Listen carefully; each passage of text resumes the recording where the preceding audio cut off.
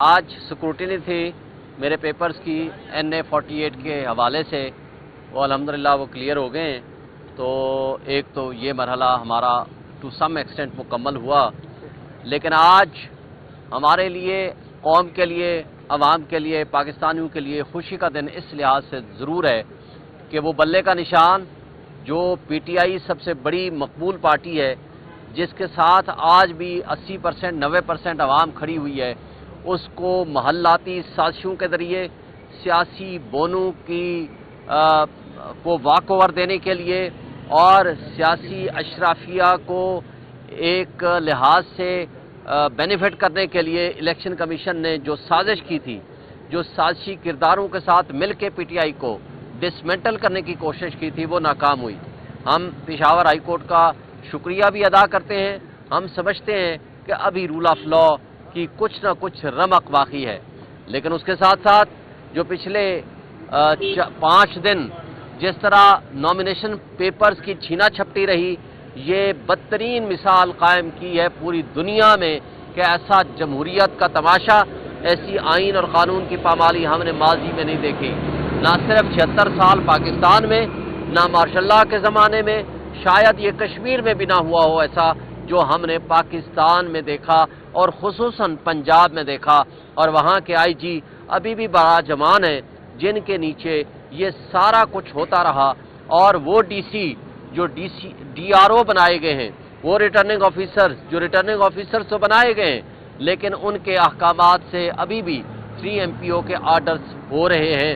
اور آپ نے دیکھا کہ جب سائفر کیس میں ضمانت ہو جاتی ہے شاہ محمود قریشی اور عمران خان کی، تو دوسرے کل ان کو رہائی ملنی تھی شاہ محمود قریشی کو، لیکن پنڈی نے، راول پنڈی کے DC نے 3 MPO کے تحت ان کو 15 دن کے لیے مزید نظر بند کر دیا۔ یہ بہت غلط بات ہے، یہ آئین کے اوپر شب خون مارنے کے مترادف ہے، یہ جمہوریت کو توڑنے اور جمہوریت کا تماشا دکھانے کے مترادف ہے، یہ بہت زیادتی ہے کہ ایک طرف آپ کیسے منصف بنیں گے، الیکشن کرائیں گے فری اینڈ فیئر، دوسری طرف آپ ہمارے PTI کے خلاف صرف 3 MPO کے آرڈرز جاری کر رہے ہیں۔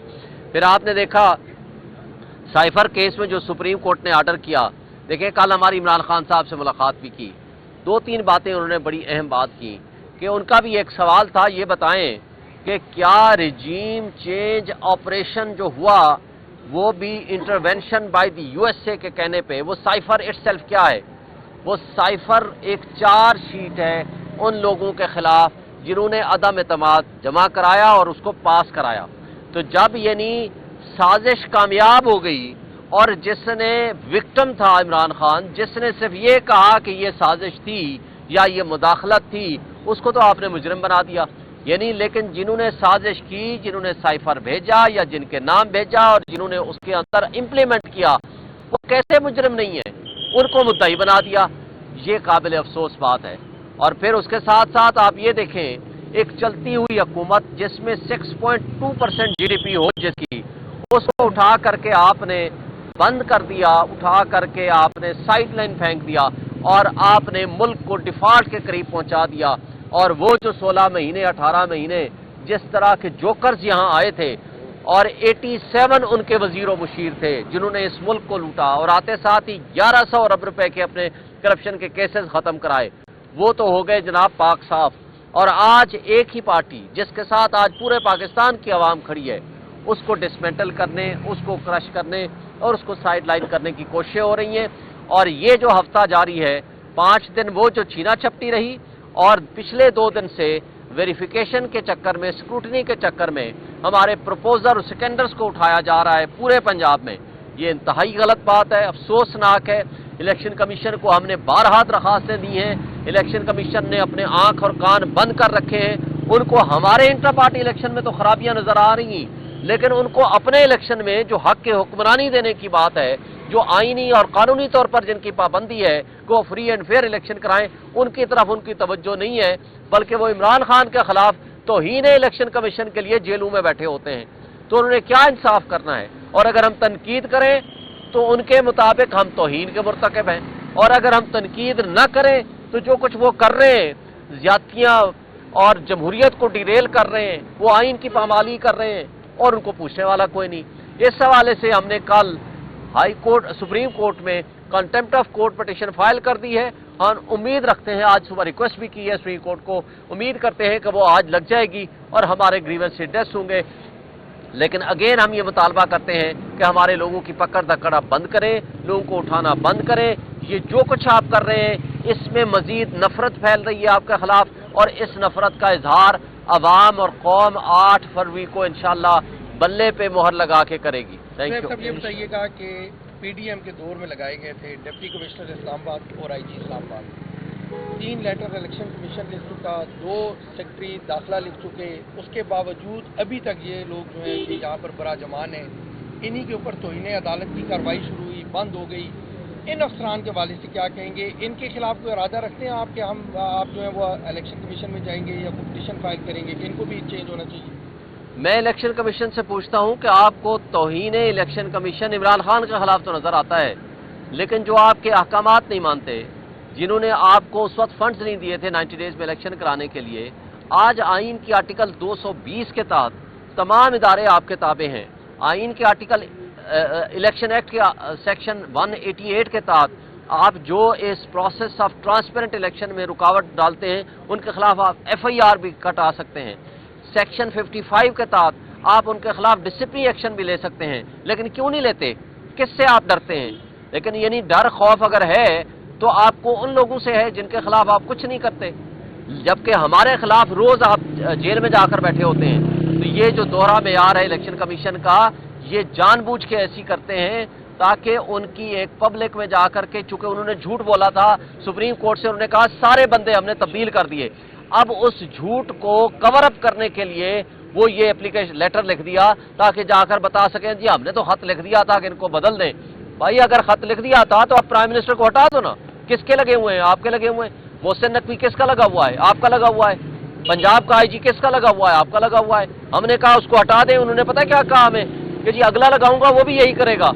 मैंने कहा उसको IG पंजाब को हटा दें, 80% हमारे मसाइल हल हो जाएंगे। उन्होंने कहा ये हटाऊंगा, अगला भी यही करेगा। मैंने कहा फिर आपको पता है करने वाले कौन है? इसका मतलब है कि फिर आपकी क्या ड्यूटी है?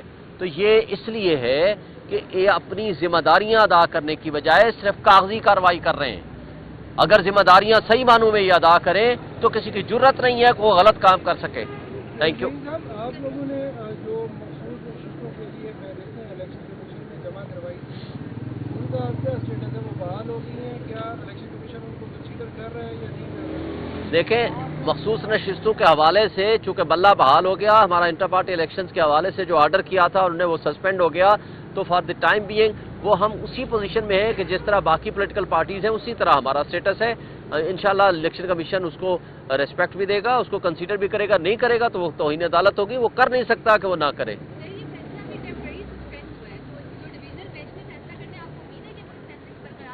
बिल्कुल हमें उम्मीद है, इसलिए कि देखें आप 80% अवाम को बाहर निकाल दें, बाकी इलेक्शन कराएं 20% अवाम में, वो इलेक्शन होगा या सिलेक्शन होगा या क्या होगा? उसको तमाशा और ड्रामा ही करना है तो टेस्ट ट्यूब बेबी के जरिए आप रावलपिंडी में लगा लेना, एक लेबॉर्ट्री लगा लें, वहां से आप माशाल्लाह रोज पैदा करते हैं लीडर्स, वहां से भी कुछ एक नोटिफिकेशन कर दें। जरूरत क्या है फिर आपको इलेक्शन कराने की? ये इलेक्शन कमीशन जो तमाशा लगा रहा है सुबह शाम, फिर क्यों करके बैठा हुआ है?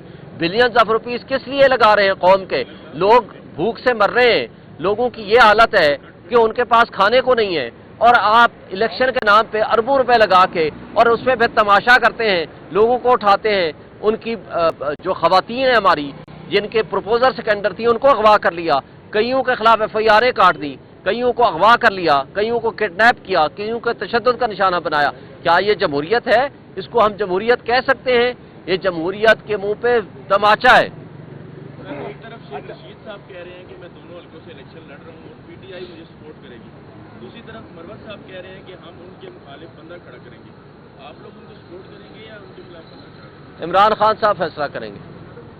अच्छा शुएब शाहीन साहब, आपकी पार्टी इलेक्शन में है, आपने अभी कहा कि बड़ी जमात है पाकिस्तान में और रजीम चेंज की भी आपने बात की है, तो अगर आपकी पार्टी इलेक्शन जीत जाती है तो अमेरिका से ताल्लुकात आपके कैसे होंगे? क्या एहतजाजन ख़त्म कर देंगे या फिर अच्छे ताल्लुकात?